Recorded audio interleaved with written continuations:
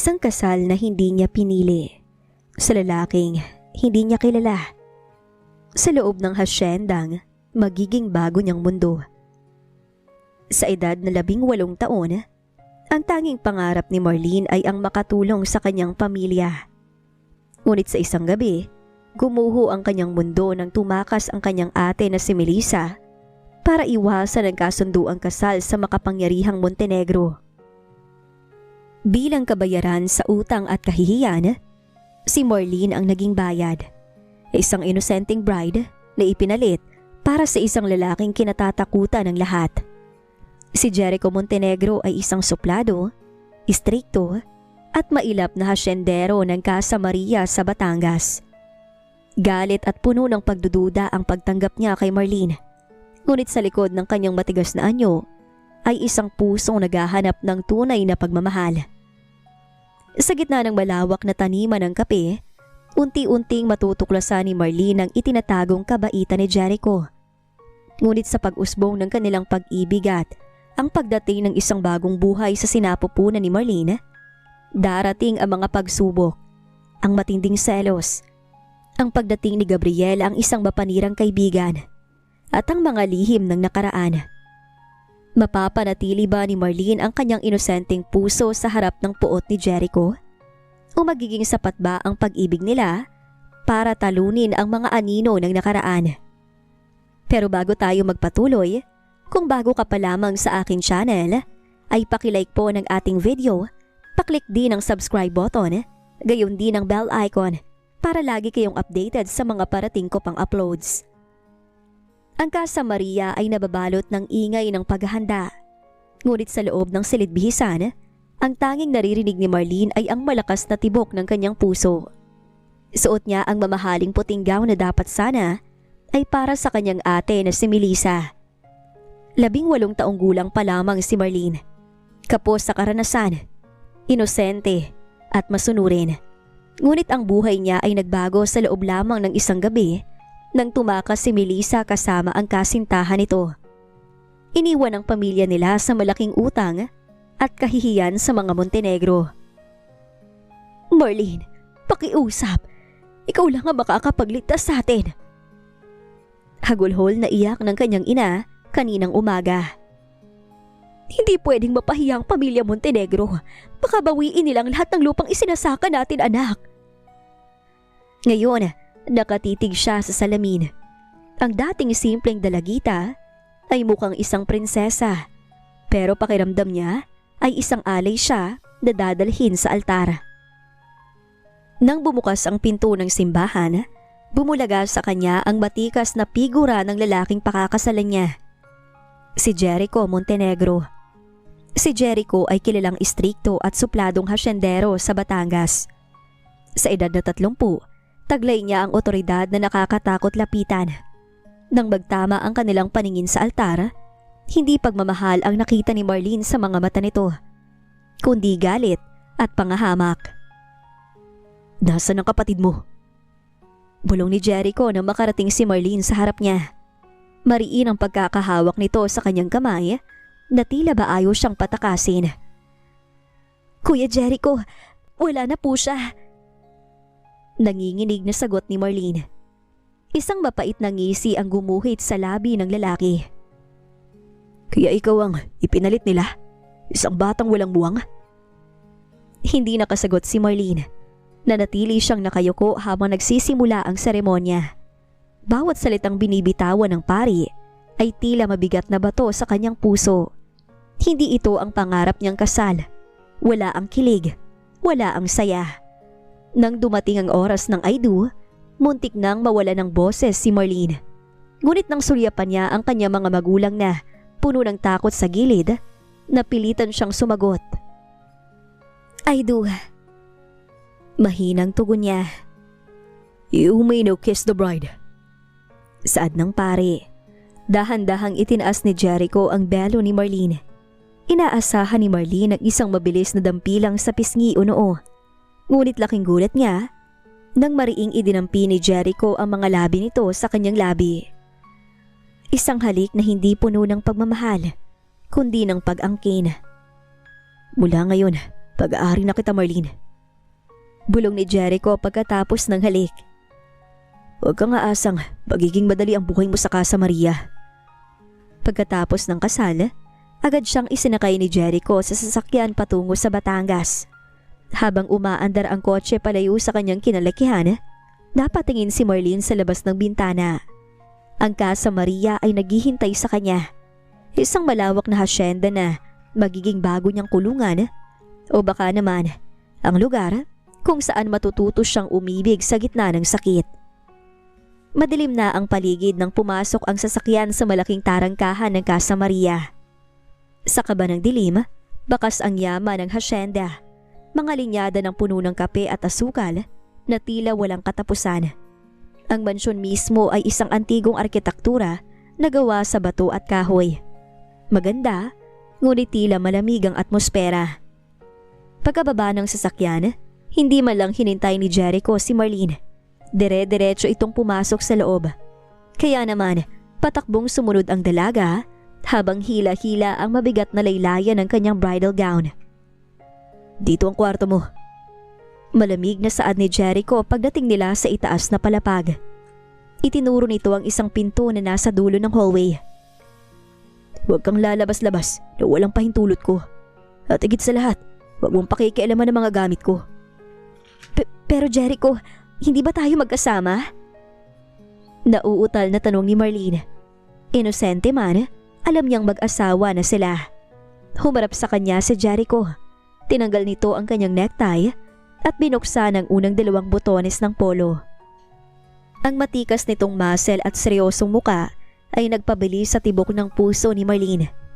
Hindi dahil sa kilig, kundi dahil sa kaba ng sandaling yon. Mag-asawa tayo sa papel, Marlene. Dahil kailangan nating takpan ang kalokohan ng kapatid mo. Pero huwag mong isipin na ituturing kitang tunay na asawa. Bata ka pa. Masyado kang bata para sa mundong pinasukan mo. Ramdam ni Marlene ang panginginig ng kanyang mga tuhod. Ginagawa ko lang naman ang gusto ng mga magulang ko. At yun ang problema sa'yo. Wala kang sariling paninindigan.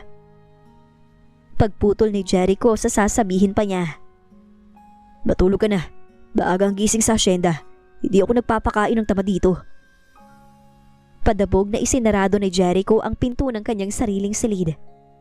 At naiwan naman si Marlene na nakatayo sa madilim na hallway.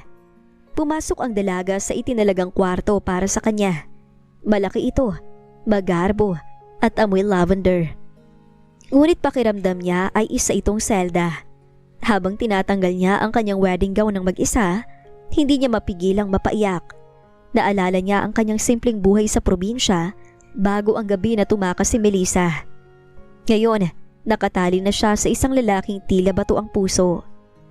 Sa kalagitnaan ng gabi, nauhaw si Marlene. Dahan-dahan siyang lumabas para maghanap ng kusina. Sa pagbaba niya sa engrandeng hagdan, nakita niya ang isang liwanag sa veranda. Doon ay nakita niya si Jericho. May hawak na baso ng alak at nakatanaw sa malawak na lupain. Sa ilalim ng liwanag ng buwan, nabawasan ang bagsik ng muka ni Jericho. Mukha itong pagod at tila may malalim na iniisip. Sa sandaling yon, nakita ni Marlene ang isang bahagi ng asawa na hindi nito ipinapakita. Isang lalaking tila pasa ng buong mundo. Aalis na sana si Marlene nang biglang magsalita si Jericho nang hindi lumingon. Bakit gising ka pa? Napatigil naman ang dalaga. Nauuhaw lang ako. Nasa kaliwa ang kusina. Pagkatapos uminom, bumalik ka na sa taas. Huwag kang gagala-gala sa labas ng mansyon sa 10 oras ng gabi. Mapanganib ang dilim, Marlene. Kahit masungit ang tono, naramdaman ni Marlene ang bahagyang pag-aalala sa huling sinabi nito. Isang maliit na kislap ng kabaitan sa gitna ng malamig na gabi. Marahang tumango ang dalaga bago nagsimulang lumakad palayo sa asawa. Maliwanag na ang sikat ng araw nang magising si Marlene. Hindi siya sanay sa malambot na kama, kaya kahit maaga pa ay bumaba na siya upang maghanap ng gagawin. Sa kusina, nadatnan niya si Aling Belen, ang matandang mayordoma ng mansyon na abalang nagluluto. Tay, senyora, bakit po kayo gising na agad? Kami na pong bahala rito. Gulat na saad ni Aling Belen. Ngumiti ng mahinhin si Marlene. Naku, huwag niyo na po akong tawaging senyora. Marlene na lang po. Sanay po ako sa gawaing bahay. Hayaan niyo na po akong tumulong. Sa una ay nag-aalinlangan ang mga katulong.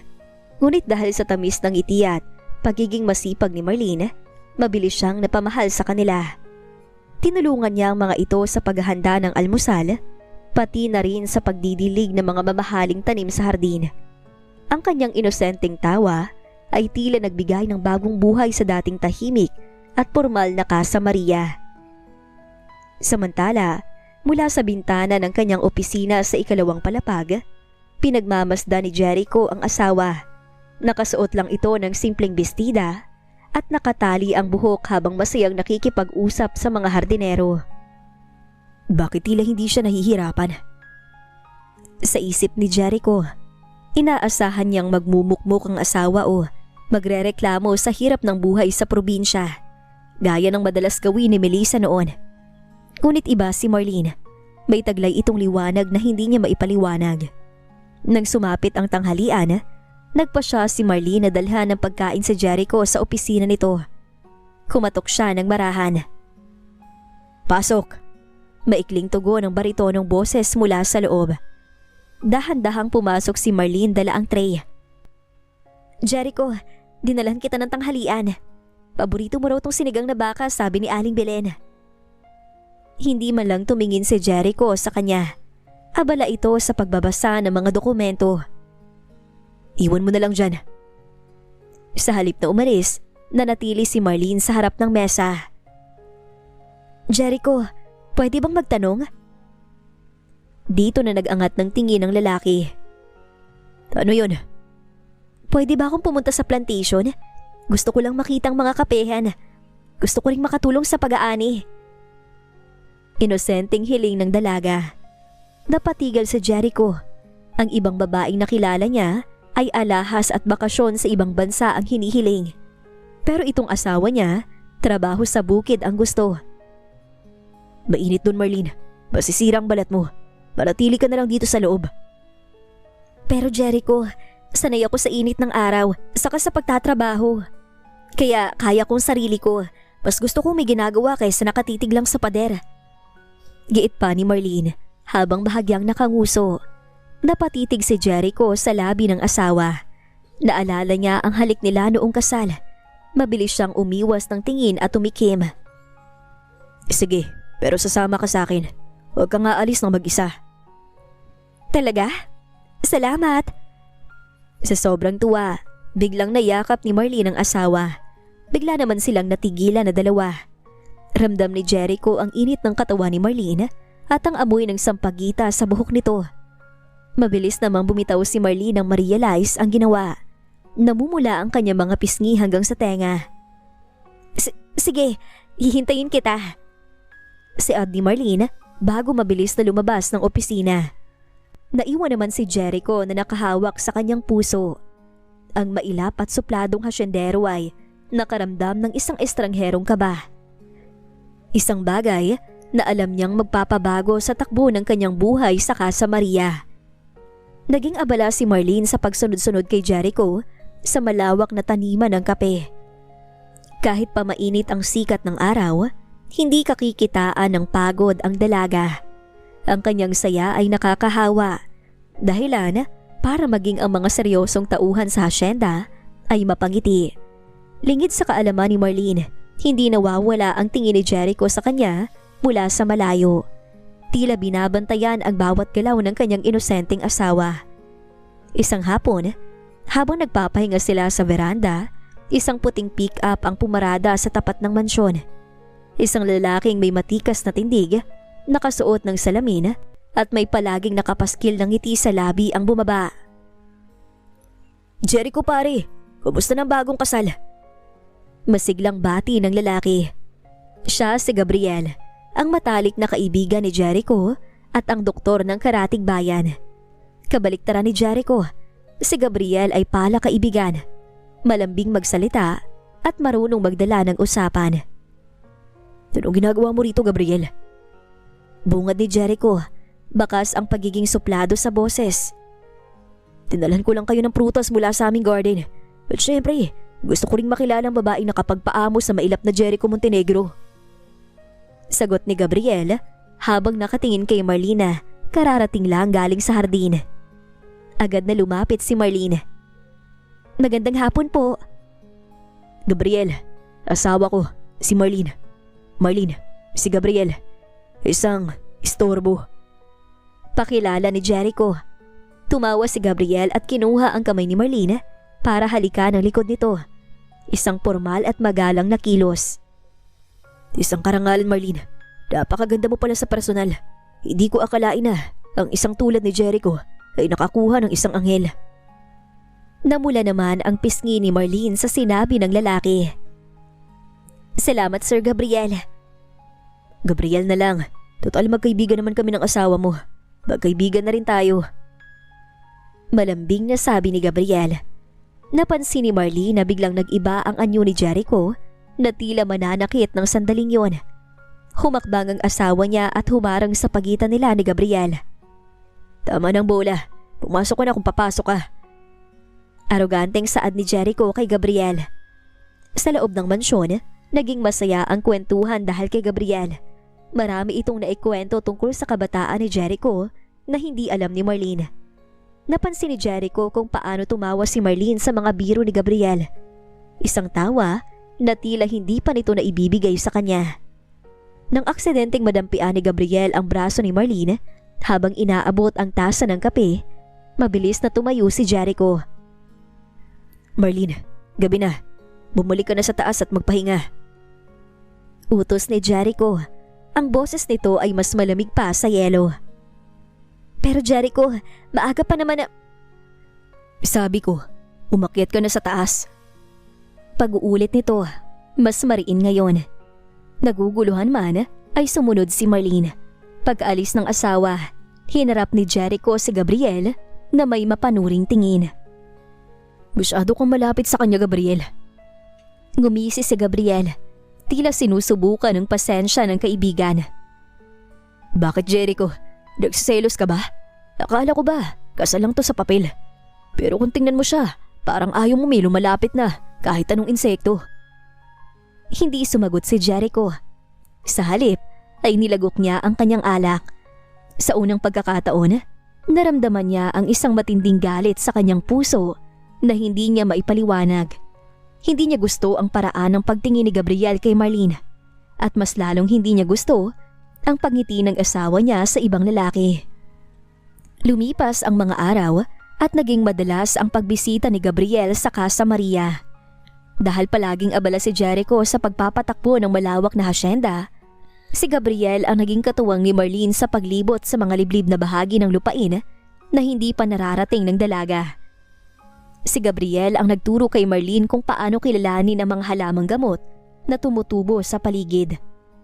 Dahil sa pagiging inosente at likas na palakaibigan ni Marlene, hindi niya napapansin na ang pagiging malapit niya kay Gabriel ay nagiging mitsa na ng panganib sa loob ng mansyon. Isang hapon, nakaupo ang dalawa sa ilalim ng isang malaking puno ng mangga. Masayang nagkukwentuhan si Marlene at Gabriel habang tinutulungan ng huli ang dalaga nagamuti ng isang sugatang ibon na nakita nila sa daan. Napakabuti ng puso mo, Marlene. Uwi ka ni Gabriel habang nakatitig sa dalaga. Taong swerte ni Jericho sa'yo. Saan na lang ay alam niyang pahalaga ng isang tulad mo. Mabait naman si Jericho, Gabriel. Medyo masungit lang talaga siya. Pagtatanggol ni Marlene sa asawa, sabay ko dahil sa hiya. Hindi nila alam. Kanina pa sila pinapanood ni Jericho mula sa balkonahe ng mansyon. Ang kanyang mga kamao ay nakakuyom at ang kanyang mga panga ay nanggagalit. Sa kanyang paningin, ang pagtatawanan ng dalawa ay tila isang insulto sa kanyang pagiging asawa at may-ari ng hasyenda. Nang bumalik si Marlene sa mansyon pagkaalis ni Gabriel, sinalubong siya ni Jericho sa gitna ng sala. Madilim ang mukha nito at tila bumubuga ng apoy ang mga mata. Saan ka galing? Tanong ni Jericho sa isang boses na nagpatindig ng balahibo ni Marlene. Diyan lang sa labas, Jericho. Kasama ko si Gabriel. Tinulungan namin yung ibon na... Ibon? O naglalambingan kayo, Marlene? Putol ni Jericho. Ang boses niya ay gumaralgal sa galit. Nabigla si Marlene. Ano po bang sinasabi mo? Magkaibigan lang kami ni Gabriel. Saka, napakabait niya sa akin. Yan ang problema sa'yo. Masyado kang inosente o nagbubulag-bulagan ka lang. Sigaw ni Jericho habang humahakbang palapit. Asawa kita, Marlene. Kahit napilitan lang tayo sa kasal na to, hindi ko papayagan na gagawin mo kong katatawanan sa harap ng kaibigan ko. Nagsimulang mangilid ang luha sa mga mata ni Marlene. Wala akong ginagawang masama, Jericho. Bakit ka ba nagagalit? Simula nang dumating ako rito, wala na akong ginawang tama sa paningin mo. Puro utos, puro bawal, puro sigaw na lang ang naririnig ko sa'yo. Naiiyak na saad ni Marlene sa asawa. Dahil tungkulin kong protektahan ang pangalan ko. O dahil gusto mo lang akong kontrolin? Ganti ni Marlene. Sa unang pagkakataon ay nagkaroon siya ng lakas na loob na sumagot. Ni hindi mo nga ako magawang tingnan na may pagmamahal eh. Tapos ngayon magsaselos ka? Napaka-unfair mo, Jericho. Tumalikod si Marlene at patakbong umakyat sa kanyang silid habang humahagulhol ng iyak. Naiwan naman si Jericho sa sala. Hingal na hingal at puno ng pagsisisi ang puso. Gusto niyang habulin ng dalaga. Gusto niyang humingi ng tawad. Ngunit ang kanyang pride ay mas mataas pa sa mga bundok ng hasyenda. Sa gabing yon, magkaaway silang natulog na may mabigat na kalooban. Hindi alam ni Jericho na sa bawat patak ng luha ni Marlene, unti-unti ring nadudurog ang pader na itinayo niya sa kanyang puso. Kinabukasan, nanatiling malamig ang pakikitungo ni Jericho kay Marlene. Dahil sa sama ng loob at kagustuhang mapag-isa, nagpa siya si Marlene na lumabas ng mansyon habang nasa malayo ang mga tauhan. Nais niyang hanapin ang mga ligaw na bulaklak na nabanggit ni Gabriel na tumutubo malapit sa sapa sa dulo ng hasyenda. Ngunit hindi pamilyar si Marlene sa pasikot-sikot ng gubat. Habang palayo siya ng palayo sa kakahuyan, unti-unting dumidilim ang kalangitan. Bigla ang buhos ang ulan na dahilan para magpabaha sa tuyong daanan.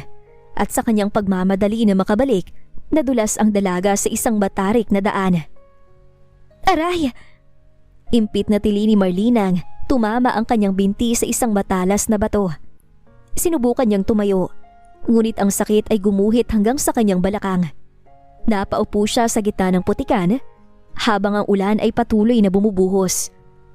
Samantala sa mansyon, kanina pa balisa si Jericho. Nasaan si Marlene? Tanong niya kay Aling Belen. Hindi ko po alam, senyor. Kanina pa po siya umaga hindi bumababa. Sagot ng mayordoma.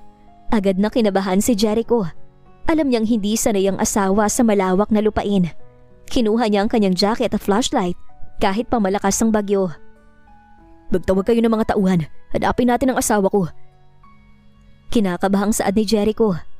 Ilang oras ang lumipas. Halos mabaliw si Jericho sa pag-aalala sa asawa. Bawat sulok ng kapehan ay nilibot niya. Sumisigaw sa gitna ng dagundong ng kulog. Marlene, daasan ka? Sa wakas, isang mahinang hikbi ang narinig niya malapit sa sapa.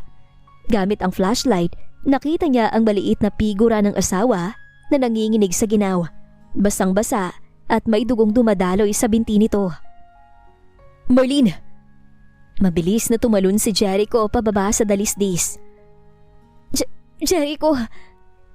Nangihinang sambit ng dalaga bago ito tuluyang nawala ng malay sa bisig ng asawa.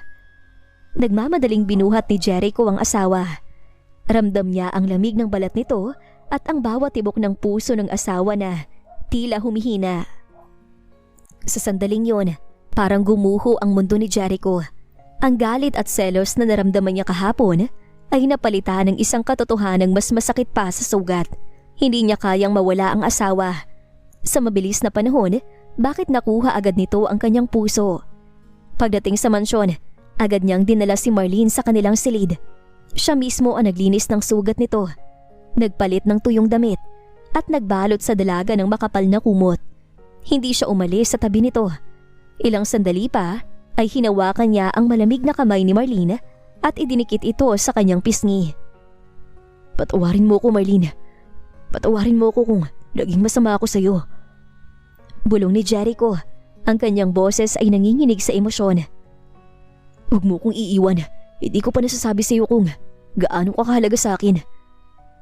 Nang magbukas ang mga mata ni Marlene kinaumagahan, ang unang nakita niya ay si Jericho na nakatulog sa tabi ng kanyang kama. Mahigpit pa ring nakahawak sa kanyang kamay. Doon na pagtanto ni Marlene na sa likod ng matigas na balat ng isang supladong hasyendero, may isang lalaking handang itaya ang lahat para sa kanya. Dahil sa insidente sa gubat, nilagnat si Marlene ang sumunod na araw. Sa halip na ipaubaya sa mga katulong ang pag-aalaga, si Jericho mismo ang nag-asikaso sa kanya. Ang dating istrikto at laging nakasimangot na muka ay napalitan ng labis na pag-aalala. Uminom ka nito, Marlene. Soup ito na pinagawa ko kay Aling Belen. Malumanay na sabi ni Jericho habang maingat na inaalalayan ang dalaga na makaupo sa kama. Gulat na napatingin si Marlene sa asawa. Ang boses nito ay wala ng bahid ng galit. Jericho, bakit ikaw pong gumagawa nito? Pwede naman ang mga katulong. Gusto kong ako mag-alaga sa iyo. Maikling ngunit seryosong sagot ni Jericho. Hinipan niya ang kutsara bago ito itapat sa labi ni Marlene. At please, tigilan mo ng pagpupo sa akin. Pagkasawa tayo, hindi mo ko amo dito. Namula si Marlene at dahan-dahang sumubo ng pagkain. Sa bawat galaw ni Jericho, ramdam niya ang pag-iingat nito. Tila ba isa siyang mamahaling porselana na ayaw nitong mabasag. Nang matapos kumain, kinuha ni Jericho ang isang basang bimpo at dahan-dahang pinunasan ang noo at mga braso ni Marlene para bumaba ang lagnat nito. Ang bawat haplos ng kanyang malalaking kamay ay nagpapadala ng kuryente sa katawan ng dalaga. Jericho, tungkol sa amin ni Gabriel. Panimula ni Marlene. Napatigil si Jericho, ngunit sa halip na magalit, bumuntong hininga siya. Patawarin mo ko, Marlene. Masyado ako naging mapagmataas. Hindi ako sanay na may ibang nagpapasaya sa iyo. Natatakot ako na baka ma-realize mo na mas karapat dapat ng isang tulad ni Gabriel kaysa sa isang tulad ko na puro trabaho lang ang alam. Hinawakan ni Marlene ang kamay ni Jericho. Hindi totoo yan. Kahit masungit ka, ikaw ang asawa ko. At nung mailigtas mo ko sa gubat, doon ko nalaman na safe ako sa piling mo. Saka, kaibigan ko lamang si Gabriel at walang namamagitan sa amin. Nagkatitigan ang dalawa. Sa katahimikan ng silid, tanging ang tibok ng kanilang mga puso ang naririnig. Dahan-dahang inilapit ni Jericho ang kanyang muka sa asawa. Nararamdaman naman ni Marlene ang mainit na hininga nito hanggang sa tuluyang magdampi ang kanilang mga labi. Hindi ito katulad ng halik nila noong kasal na puno ng pait.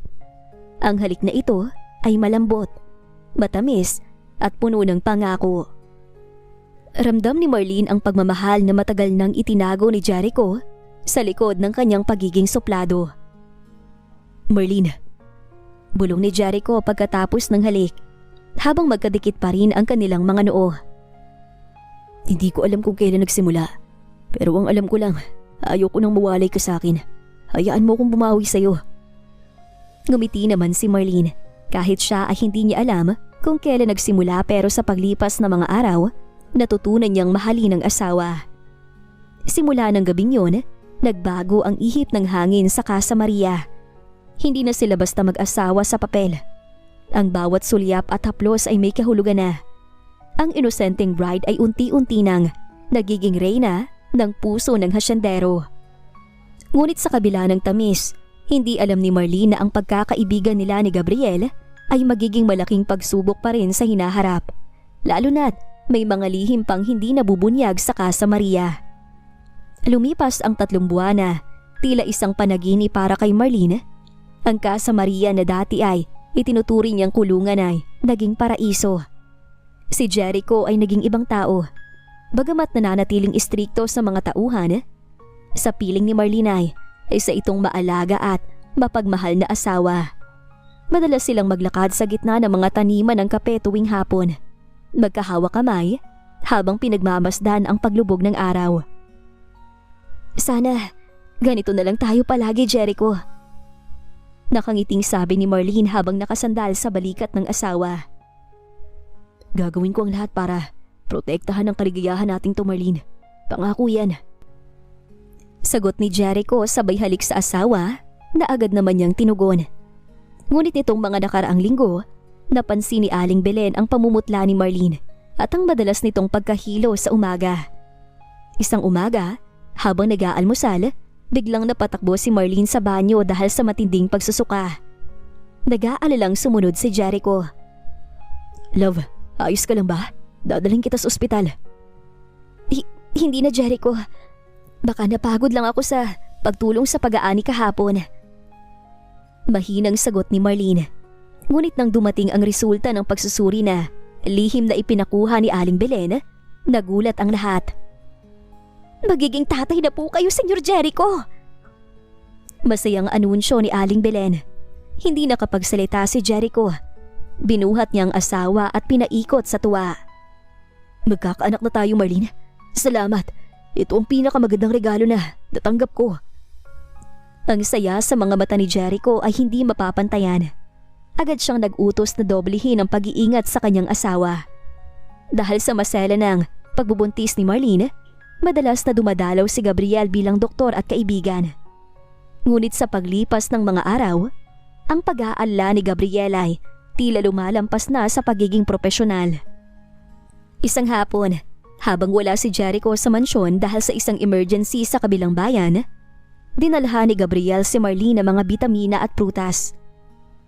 Dapat ay nagpapahinga ka lang, Marlene. Masyadong matigas ang ulo ni Jericho para hindi mapansin na kailangan mo na mas matinding atensyon. Wika ni Gabriel habang sinusuri ang pulso ni Marlene. Maalaga naman si Jericho, Gabriel. Masyado lang siyang abala sa hasyenda para sa kinabukasan namin ng baby. Depensa ni Marlene sa asawa. Marlene, alam mong kung ako ang nasa posisyon niya, hindi kita iiwan kahit isang segundo. Seryosong saad ni Gabriel at sa pagkakataong ito ay hinawakan niya ang kamay ni Marlene ng mas matagal kesa sa kinakailangan. Eksakto namang bumukas ang pinto at pumasok si Jericho. Tumigil ang mundo sa loob ng silid. Nakita ni Jericho ang kamay ni Gabriel na nakapatong sa kamay ng kanyang asawa. Ang kislap ng selos na pilit niyang itinago nitong mga nakaraang buwan ay muling nagliyab. Gabriel, di ko alam na kailangan ng physical contact para lang mag-check ng bitamina. Malamig na boses ni Jericho ang bumasag sa katahimikan. Love, dumating ka na pala.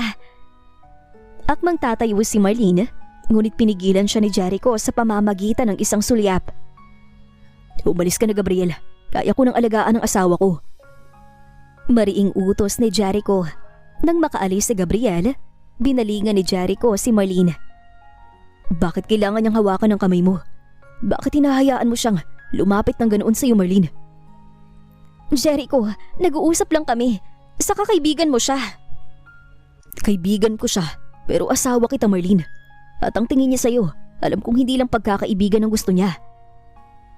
Sigaw ni Jericho bago ito lumabas at padabog na isinarado ang pinto. Naiwan si Marlene na umiiyak, hawak ang kanyang tiyan. Ang biyayang dapat sana ay magpapatatag sa kanila ay tila nagiging dahilan pa ng bagong lamat sa kanilang pagsasama. Anak, mahal ko ang daddy mo, kaya iniintindi ko siya. Saad niya habang hinahaplos ang kanyang tiyan. Ang tensyon sa pagitan ni Jericho at Marlene ay tila isang makapal na ulap na nakalutang sa buong Casa Maria. Hindi nag-uusap ang dalawa at ang masayang atmosfera ng pagbuntis ay napalitan ng malamig na katahimikan. Sa kabilang dako, si Gabriel ay tila may sariling plano. Isang gabi, tinawagan niya si Jericho para makipagkita sa isang resto bar sa bayan, malayo sa pandinig ni Marlene. Anong kailangan mo, Gabriel? Kung tungkol to sa medisina ng asawa ko, sabihin mo na agad. Bungad ni Jericho habang matalim ang tingin sa kaibigan. Uminom muna si Gabriel ng alak bago sumagot. Jericho, magkaibigan tayo, kaya ayaw kong magbuka kang walang alam. Akala mo ba nagkataon lang ang lahat? Ang pagtakas ni Melissa, ang pagpapakasal ni Marlene sa'yo. Kumunot ang noo ni Jericho. Anong ibig mong sabihin? Ang pamilya ni Marlene, hindi lang sila basta nagkautang sa inyo. Bago pa tumakas si Melissa, alam na ng mga magulang nila na baon sila sa utang sa ibang tao. Sa pamilya ko. Diretsahang sabi ni Gabriel. At ang plano talaga nila ay gamitan ng isa sa kanilang mga anak para makakuha ng pera mula sa mga Montenegro. Si Melissa ang unang pain, pero nung nakahanap siya ng mas mayaman, tumakas siya. Si Marlene, siya ang reserba. Ipinadala siya sa'yo, hindi dahil sa malasakit, kundi para masigurong hindi mababawi ang mga lupang isinanglaan nila sa amin at sa inyo. Napako sa kinatatayuan si Jericho. Nagsisinungaling ka, Gabriel. May mga dokumento ako, Jericho. Ang inosenteng Marlene na nakikita mo, baka bahagi rin siya ng plano. Hindi ba't napakadali niyang nakuha ang loob mo? Napakadali niyang nagpabuntis para masigurong hindi mo na siya mapapaalis kahit malaman mong totoo. Mapait na tumawa si Gabriel. Ginamit ka lang nila para bayaran ang utang nila sa pamilya ko, gamit ang sustento at yaman ng mga Montenegro. Nakangisi pa na saad ng lalaki. Umuwi si Jericho sa mansyon na punong-puno ng puot. Ang pagmamahal na nararamdaman niya ay nahaluan ng pandidiri at pait. Pakiramdam niya ay isa siyang malaking pagkakamali, isang makinang pinagkukunan ng pera ng pamilya ni Marlene. Pagpasok niya sa kwarto, nadatnan niya si Marlene na mahimbing na natutulog. Hawak ang kanyang tiyan.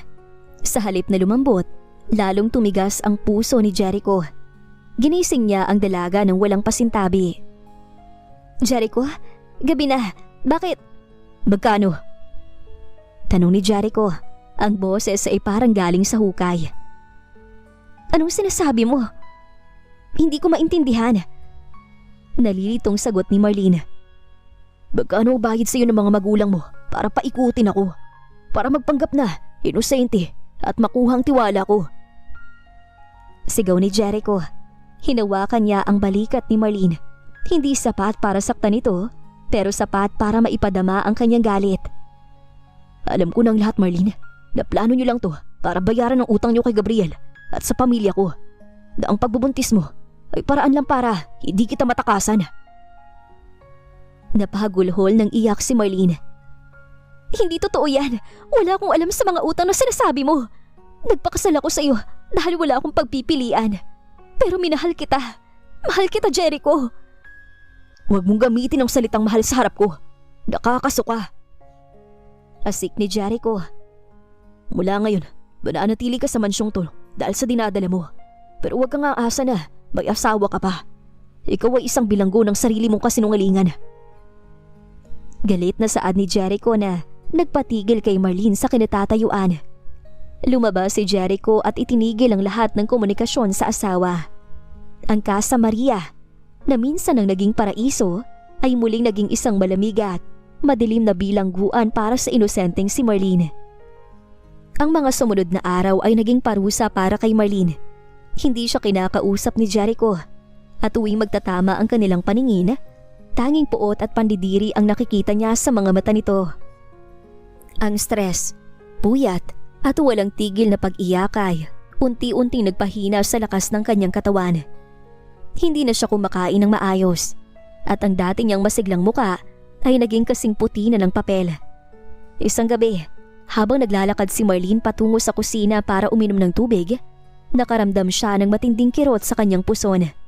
Napahawak siya sa pader, humihingal, hanggang sa maramdaman niya ang malapot na likido na dumadaloy sa kanyang mga binti. Jericho, tulong! Nangihinang tawag niya bago siya tuluyang bumagsak sa sahig. Narinig ni Aling Belen ang kalabog at agad na sumigaw. Mabilis naman na lumabas si Jericho mula sa kanyang opisina. Nang makita ang asawa sa sahig, tila tumigil ang mundo ng hasyendero. Nawala ang lahat ng galit. Ang tanging natira ay ang takot na mawala ang mag-ina niya. Marlene, no! No! Stay with me, love! Sigaw ni Jericho habang binubuhat ang asawa patungo sa kanyang sasakyan. Dinala niya ito sa pinakamalapit na ospital. Habang nasa emergency room si Marlene, hindi mapakali si Jericho. Doon siya nilapitan ng isang matandang abogado ng pamilya Montenegro na nagkataong nandoon din. Senyor Jericho, narinig ko ang nangyari. Gusto ko lang sanang ibigay ito sa inyo. Matagal na tong ipinabibigay ng tatay ni Marlene bago pa siya mamatay sa sama ng loob. Uwi ka ng abogado sabay abot ng isang sulat at mga dokumento. Binasa ni Jericho ang sulat. Doon niya nalaman ang katotohanan. Ang pamilya ni Marlene ay biktima ng panggigipit ni Gabriel. Si Gabriel ang nagmanipula sa mga utang nila para mapilitan si Melissa na magpakasal sa kanya. Ngunit nang tumakas si Melissa, si Marlene ang pinag-initan nito. Ang lihim na sinabi ni Gabriel ay isang baluktot na bersyon ng katotohanan. Si Gabriel ang may gustong makuha si Marlene at angkas sa Maria at ginamit niya na pagselosin siya para sirain ang pagsasama nila ng asawa. Niloko niya ako. Bulong ni Jericho. Ang kamao niya ay bumaon sa pader ng ospital. Ginamit niyang tiwala ko para saktan ang asawa ko. Tumanda ka sa akin, Gabriel. Galit na saad ni Jericho. Ilang sandali pa ay lumabas ang doktor na may malungkot na muka. Senyor, ligtas po ang inyong asawa. Ngunit masyadong mahina ang bata. Dahil sa sobrang emosyonal na stress, kailangan nating bantayan ng maigi si Mrs. Montenegro. Kaunting pagkakamali pa, maaaring mawala ang sanggol. Napayuko naman si Jericho sa nalaman. Dok, gawin yung lahat para mailigtas ang anak ko. Kahit magkano, magbabayad ako.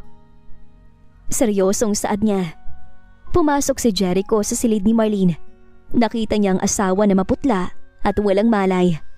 Lumuhod siya sa tabi ng kama nito at hinawakan ang kamay ni Marlene. Patawarin mo ko, love. Napakasama ko. Naniwala ko sa iba kaysa sa tibok ng puso ko. Kaysa sa'yo na, asawa ko. Gising ka na, love. Please. Buburahin ko ang lahat ng sakit. Papanagutin ko si Gabriel sa lahat ng ginawa niya. Galit na saad ni Jericho. Habang mahimbing na natutulog si Marlene sa ilalim ng obserbasyon, hindi na nagpalipas ng oras si Jericho. Tinawagan niya si Gabriel at pinapunta sa isang abandonadong bodega sa dulo ng hasyenda. Ang lugar kung saan walang makakarinig sa kanilang pagtutuos. Sa loob ng madilim at abandonadong bodega sa dulo ng kapehan, tanging ang hiningi nila Jericho at Gabriel ang naririnig. Isang malakas na suntok na ang dumapo ni Jericho kay Gabriel, ngunit sa halip na sumuko, tumawa ang doktor habang pinapahid ang dugo sa kanyang labi. Galit ka, Jericho? Sakit ba? Pangungutya ni Gabriel. Tumayo siya ng dahan-dahan. Ang mga mata ay puno ng matagal ng kinikimkim na puot. Bakit mo ginawa to, Gabriel? Kaibigan kita. Bakit kailangan si Marlene ang pag-initan mo? Sigaw ni Jericho. Ang mga kamao ay nanginginig pa rin sa galit. Kaibigan, huwag mo akong patawanin. Asik ni Gabriel. Humakbang siya papalapit kay Jericho. Wala nang takot sa mga mata. Akala mo ba, nakalimutan ko na? Noong kabataan natin, kinuha mong lahat sa akin. Pati si Sheila, Jericho. Si Sheila na, tanging babaeng minahal ko. Pero mas pinili ka niya dahil ikaw ang tagapagmana. Ikaw ang mayaman. Ikaw ang paborito ng lahat. Napatigil si Jericho. Ang pangalang Sheila ay bahagi na ng nakaraang matagal na niyang ibinaon sa limot. Wala akong inagaw sa iyo, Gabriel. Si Sheila ang lumayo sa iyo dahil sa sobrang selos at paghihigpit mo. Sinungaling. Mula noon, ipinangako ko na kukunin ko rin ang lahat ng mahalaga sa iyo. At heto na tayo. Nakita mo bang mukha ni Marlene ang ulang beses mo siyang sigawan? Ang sarap pagmasdan, Jericho. Ang sarap makita na unti-unti mo siyang dinudurog gamit ang sarili mong mga kamay at salita. Lumapit palalo si Gabriel at bumulong sa tenga ni Jericho. Basakit ba, Jericho? Ang kamuhian ka ng taong minamahal mo? Basakit ba na ang inosenteng babaeng dapat ay nagtitiwala sa iyo? Ngayon ay tinitingnan ka na bilang isang halimaw. Iyan ang naramdaman ko kay Sheila noon. At ngayon, mararanasan mo ang masakit na dinanas ko. Ngayong nasira mo na siya, pinaniwala mo siyang basura siya sa paningin mo. Sa tingin mo ba, papapatawad ka pa ni Marlene pagkatapos ng ginawa mo? Kwinelyuhan muli ni Jericho si Gabriel at itinulak sa pader. Hinding-hindi mo na siya malalapitan. Lahat ng dokumentong hawak mo laban sa pamilya nila, binili ko na sa bangko. Wala ka nang hawak sa kanila. At ang lisensya mo, sisiguraduhin kong matatanggal yan dahil sa unethical mong gawain. Pagkatapos ng matinding bugbugan, ipinakaladkad ni Jericho si Gabriel sa kanyang mga tauhan upang dalhin sa presinto. Tapos na ang paniningil ng nakaraan. Kailangan na niyang ayusin ang kasalukuyan. Pagbalik niya sa ospital, nagising na si Marlene. Ngunit ang Marlene na nakita niya ay hindi nang inosenteng umiiyak at nagmamakaawa. Ang kanyang mga mata ay tila naging kasing tigas ng brilyante. "Love, salamat sa Diyos. Ligtas kayo ng baby." Wika ni Jericho habang akmang hahawak sa kamay ng asawa. Mabilis na binaling ni Marlene ang kanyang kamay palayo. "Huwag mo kong hawakan, Jericho." "Marlene, nalaman ko ng lahat. Si Gabriel ang may kasalanan. Ginamit niyang nakaraan namin para linlangin ako." "Wala akong pakialam sa nakaraan ninyo ni Gabriel."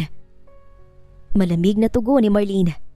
"Ang masakit, Jericho, ay ang katotohanang mas pinili mong maniwala sa galit kesa sa akin. Inosente ako, pero itinuring mo kong kriminal. Ngayong gising na ako, hindi na ako 18 taong gulang na batang ipinalit lang sa ate niya.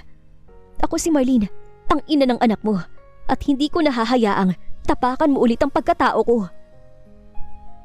Tumalikod si Marlene at tumingin sa labas ng bintana. Iniwan si Jericho na nakatayo sa gitna ng silid, wasak at puno ng pagsisisi. Ngayon niya naramdaman ang totoong takot. Ang takot na baka tuluyan na siyang kinalimutan ng babaeng pinakamamahal niya. Ilang araw ang lumipas, nakalabas na ng ospital si Marlene. Ayon sa doktor, naging mapalad sila dahil kumapit ang sanggol sa kanyang sinapupunan sa kabila ng matinding emosyonal na trauma. Pagbalik nila sa Casa Maria, hindi na sa dati nilang kwarto dumiretso si Marlene. Pinili niya ang pinakamalaking guest room na malayo sa silid ni Jericho, isang senyales ng pader na itinayo niya sa pagitan nilang mag-asawa. Para kay Jericho, bawat sandali ay pagkakataon para bumawi.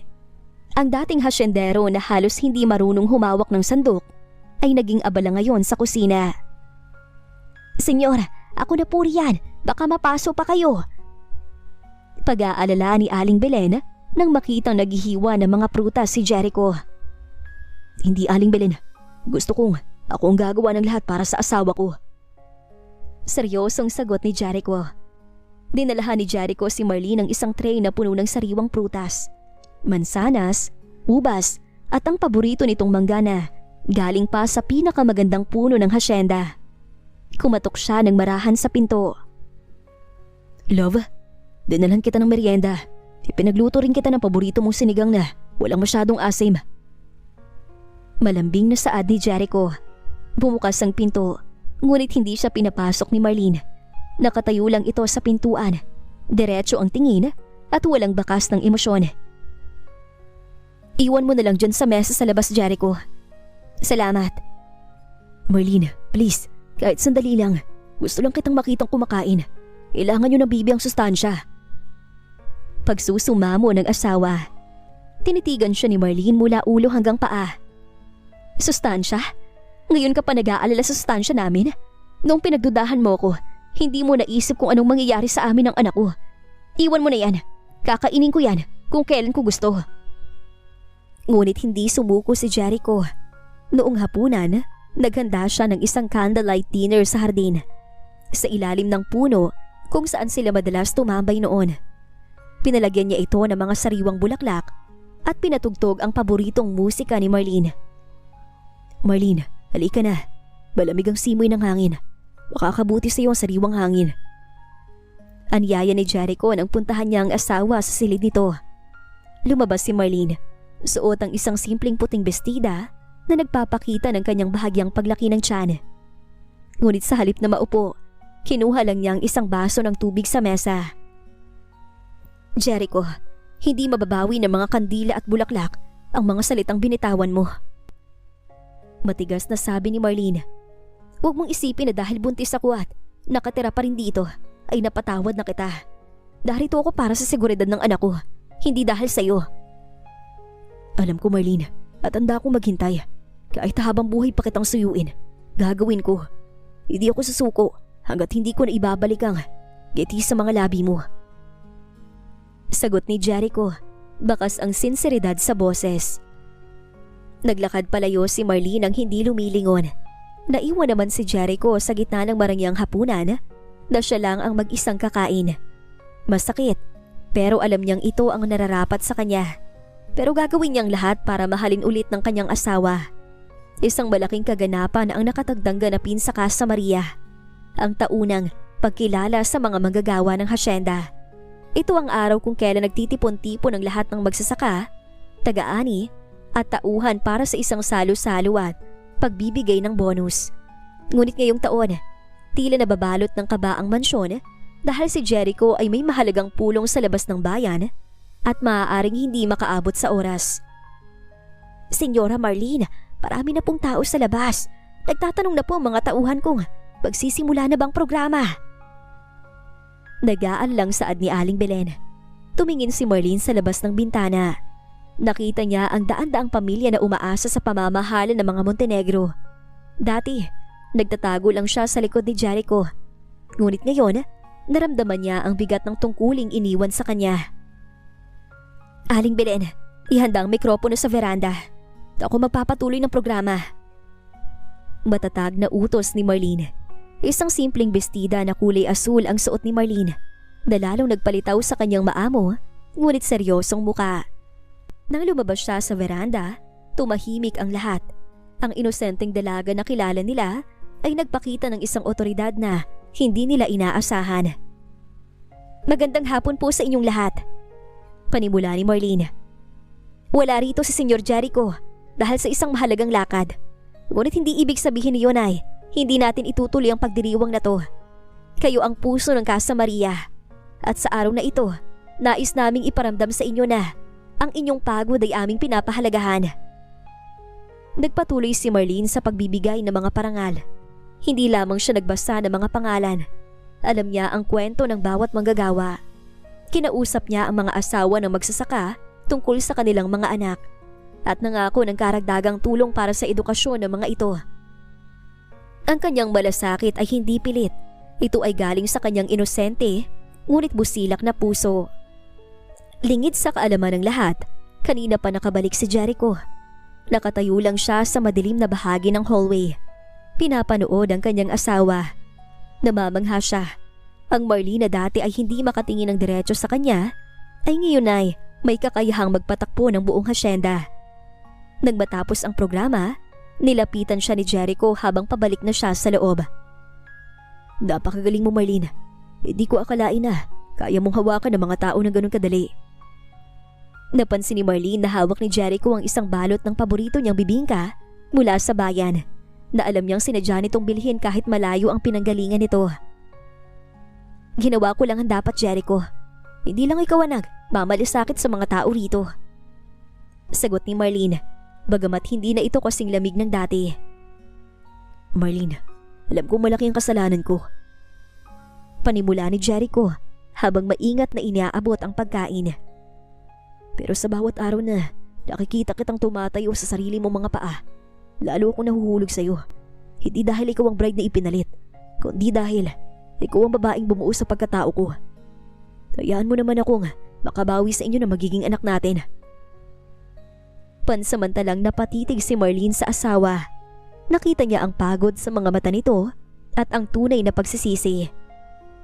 Unti-unti, ang pader na itinayo niya ay nawawala na. Kinuha niya ang bibingka mula sa kamay ni Jericho. Salamat. At Jericho, uminom ka na ng gamot mo. Mukhang pagod na pagod ka. Mahinang sabi ni Marlene. Mabilis na tumalikod si Marlene para itago ang kanyang ngiti. Pero sapat na yon para kay Jericho. Ang simpleng pag-aalala ni Marlene ay sapat na para bigyan siya ng pag-asa. Nang gabing yon, hindi sa guest room dumiretso si Marlene. Pumasok siya sa kwarto nila ni Jericho para kumuha ng gamit. At nakita niyang asawa na nakatulog na sa sofa, ayaw siyang istorbohin sa kama. Dahan-dahan siyang lumapit at kinumutan ng asawa. Konting tiis na lang, Jericho. Para sa ating anak, susubukan kong magpatawad. Isang tahimik na gabi sa Casa Maria nang biglang may dumating na sasakyan sa tapat ng mansyon. Nagulat si Marlene na makita ang kanyang ate na si Melissa, kasama ang kasintahan nitong si Ramil. Bakas sa mukha ni Melissa ang pagod at pagsisisi. Marlene, Jericho! Hagulhol ni Melissa pagpasok sa sala. Agad siyang lumuhod sa harap ng kapatid. Patawarin niyo ako. Alam ko naging makasarili ako. Tumakas ako dahil sa takot. Hindi ko naisip ang magiging kapalit para sa iyo, Marlene. Napatitig si Marlene sa kapatid. Ang dating galit na nararamdaman niya ay napalitan ng awa. Nilapitan niya si Melissa at tinulungang tumayo. Tapos na yun, ate. Kung hindi ka tumakas, hindi ko matatagpuan ang tunay kong halaga rito sa Casa Maria. Mahinang sabi ni Marlene. Hinarap din ni Melissa si Jericho. Jericho, pasensya na sa lahat ng gulo. Handa kaming bayaran ng lahat ng utang ng pamilya namin ni Ramil.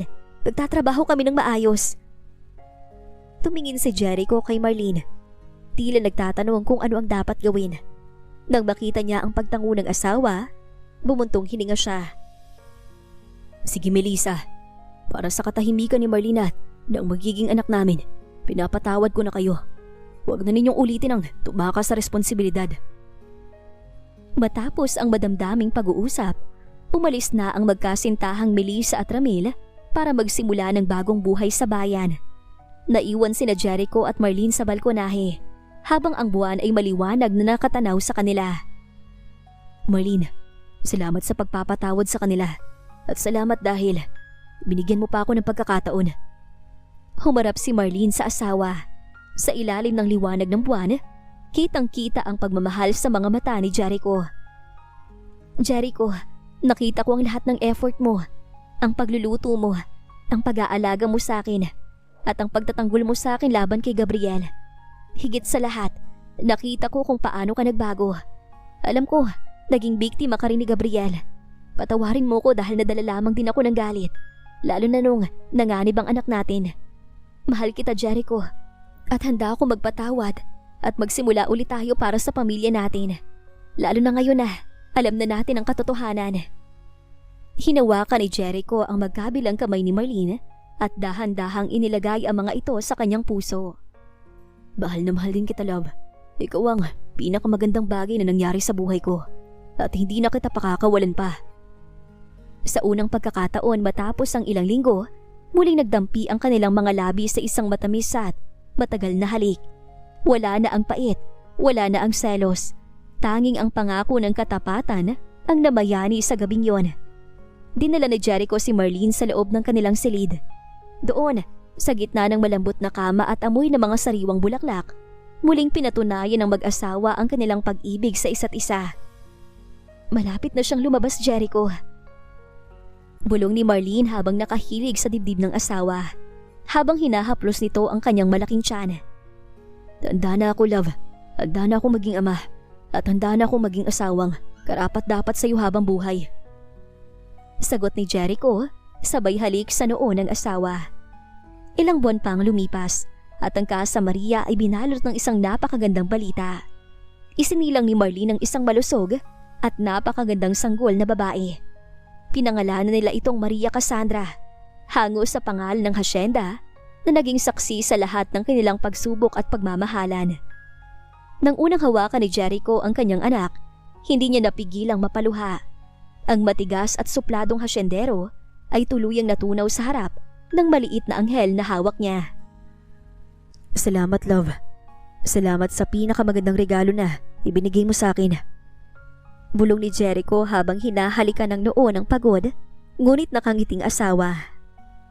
Tungkol naman kay Gabriel, wala na silang naging balita rito mula nang maalis ang lisensya nito bilang doktor at tuluyang umalis sa bayan dahil sa kahihiyan. Ang dilim na dinala nito sa kanilang buhay ay tuluyang napalitan ng liwanag. Ang mga magulang naman ni Marlene ay naging katuwang na nila sa hasyenda at si Melissa ay maayos na ring namumuhay kasama si Ramil. Makalipas ng isang taon, muling nagkaroon ng selebrasyon sa Casa Maria. Hindi dahil magandang takbo ng hasyenda, kundi dahil sa isang espesyal na pagdiriwang. Sa gitna ng malawak na hardin ng mansyon, muling itinayo ang isang altar na napapalibutan ng mga puting rosas at sampagita. Ito ang araw ng muling pagpapakasal nina Jericho at Marlene. Ngunit sa pagkakataong ito, wala nang pilitan, wala nang kapalit, wala nang takot. Suot ang isang mas magarbo at mas magandang gown, naglalakad si Marlene sa gitna ng aisle. Sa dulo nito, naghihintay si Jericho. Karga-karga ang isang taong gulang na si Cassandra na tila ba isang maliit na bersyon ng kanyang ina. Nung una tayong ikinasal, Marlene, hindi ko alam kung sino ka. Panimula ni Jericho sa kanyang vows habang nanginginig ang boses sa emosyon. Akala ko, ikaw ay isang pasanin lang. Pero sa bawat araw na dumaan, ipinakita mo sa akin na ang tunay na lakas ay nasa pagpapakumbaba. At ang tunay na yaman ay nasa katapatan. Ikaw ang nagligtas sa akin mula sa sarili kong kadiliman. Ngayon, sa harap ng Diyos at ng ating anak, ipinapangako kong ikaw lang ang mamahalin ko hanggang sa huling hininga ko. Mahal na mahal kita, love. At araw-araw kong ipaparanas sa iyo ang wagas kong pagmamahal. Naiyak naman si Marlene habang nakatingin sa asawa. Jericho, dumating ako sa buhay mo bilang isang innocent bride na walang kamuwang-muwang. Pero dahil sa pag-ibig mo, natuto akong tumayo, lumaban at magpatawad. Salamat dahil hindi ka sumuko sa akin kahit itinulak kita palayo. Ikaw ang aking tahanan, ang ama ng aking anak, ang aking asawa at ang aking buhay. Matapos ang seremonya, isang malaking salo-salo ang naganap. Ang buong hasyenda ay naging saksi sa saya ng mag-asawa. Sumayaw sila sa gitna ng hardin, habang ang musika ay tila nakikipag-ugnayan sa hangin ng Batangas. Mahal na mahal kita, Mrs. Marlene Montenegro. Bulong ni Jericho habang magkadikit ang kanilang mga noo sa huling sayaw. Mahal na mahal din kita, Senyor Jericho. Sagot ni Marlene na may kasamang matamis na halik. Ang kwentong nagsimula sa isang mapait na kapalit ay nagtapos sa isang wagas at walang hanggang pagmamahalan. Sa loob ng Casa Maria, wala nang bakas ng pait dahil ang bawat sulok nito ay puno na ng tawa ng isang masayang pamilya. Isang tunay na happy ending para sa innocent young bride at sa kanyang mapagmahal na hasyendero. Makalipas pa ang mga taon, ang produkto nila sa hasyenda ay hindi lang nakilala sa bansa kundi sa buong Asia mismo. Katuwang na rin ni Jericho ang asawa sa pagpapatakbo ng hasyenda. Busy man sila, ngunit naglalaan